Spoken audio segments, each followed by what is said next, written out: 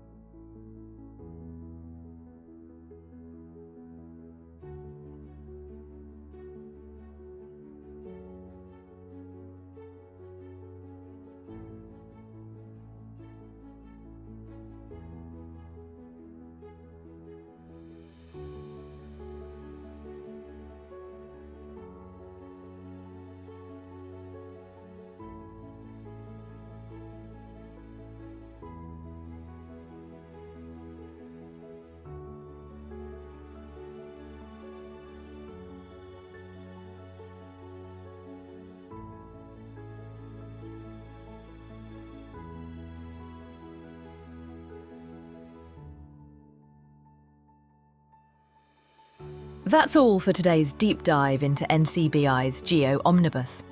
If this tutorial helped you understand how to find and use gene expression data more effectively, give it a like, share it with your research peers, and subscribe to SciChat Mindset for more hands-on bioinformatics content.